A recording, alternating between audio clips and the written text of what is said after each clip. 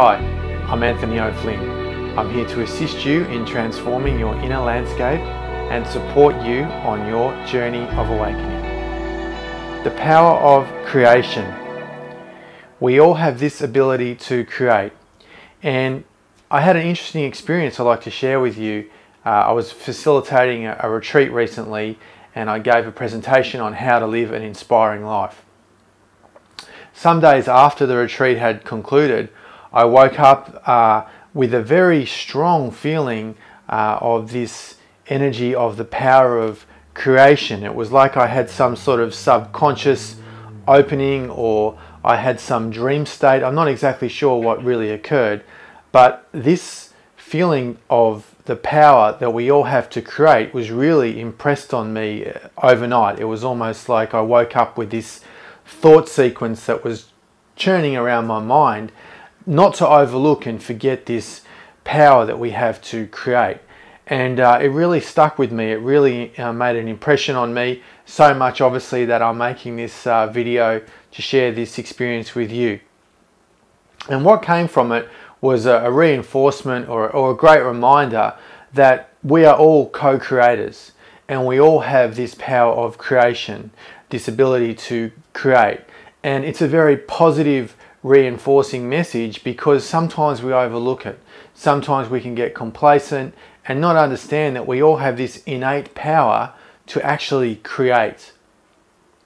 And often we think of the ability to create as something very complicated, in the sense we would be painting or making a sculpture or recording a piece of music, or something that we think of as being essentially very creative. But in fact, our life is actually creative. We're actually creating our life continually. So it can be as simple as cooking a meal, or making a playlist, or even creating a conversation, like an engaging conversation. So this power of creation, we're actually using it, we're bringing it into this manifestation all the time. And what we should be aware of is that we have this potential, this ability to draw from the source, which is the non-manifestation, the part that is static, the part that has all this creative potential, and then we can manifest it. That we manifest this idea that comes into being. So ideas by themselves, they are just the beginning of the process of creation, but they are significant because from the spark, the origin of the idea, comes the ability to put a project into action, to do this goal, to achieve this goal, whatever it is. And often people, when they want to create something, they get overwhelmed. They become overwhelmed in the process. They can see that there's so many blocks, so many obstacles, and all these sorts of things, and feel that the journey is just too big.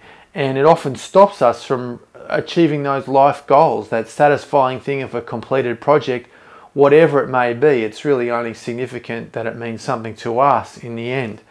But the real key to overcoming this overwhelm and bringing things into the world, creating things, is to understand that it's really a process of breaking things down into little goals, into little steps. And that's why this African proverb is so significant, that if you wish to move mountains tomorrow, you must start by moving pebbles today, moving stones today. So this is a reflection of this wisdom, that we should focus on the small task, and lots of little actions eventually start to accumulate, becoming bigger and bigger and bigger. And then of course we are creating something possibly gigantic. And again, that's always something relevant to our own life, to our own journey, to what we actually experience, what we learn, how we grow from this power of creation. Power of creation is also what we're creating for ourselves emotionally, what we create for ourselves mentally, because often we don't understand that we are emotional beings, and that our emotions are really directly influence the quality of our life, the quality of our inner journey, our inner reality. And we need to take responsibility for that. So that would be the first step in creation, is asking the question, what is it that I'm creating? And perhaps even at a deeper level, why? And in what way does that serve me? So when we start to have that reflection, that contemplation, we can start to become the masters of our own destiny, the masters of our fate, because then we are taking personal responsibility for what we're creating.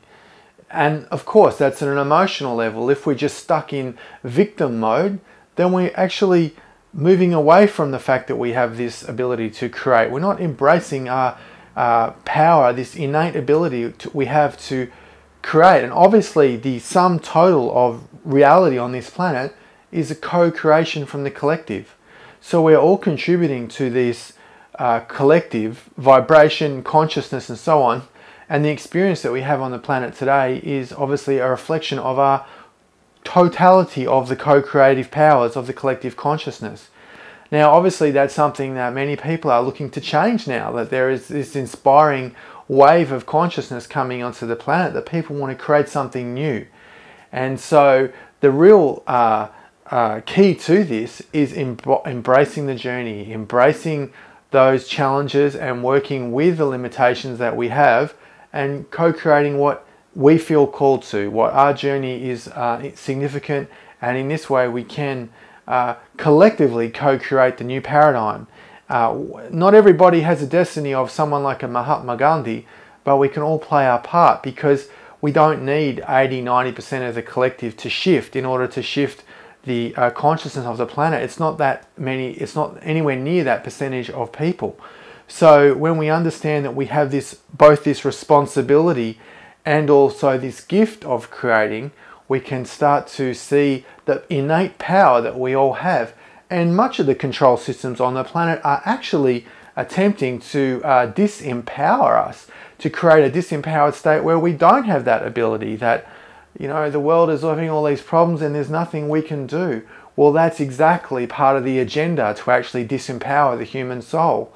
And I would suggest the opposite is true, that we all have the power and we all have this innate gift and also this innate responsibility to create. So really does start with the question, what is it that I'm creating? And I've really had this epiphany in regard to this, that I really had this reflection to think about, well, what is it that I'm creating and what would I like to create differently?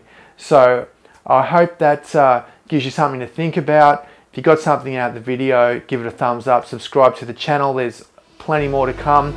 See you in the next video. If you're watching this, you are the shift.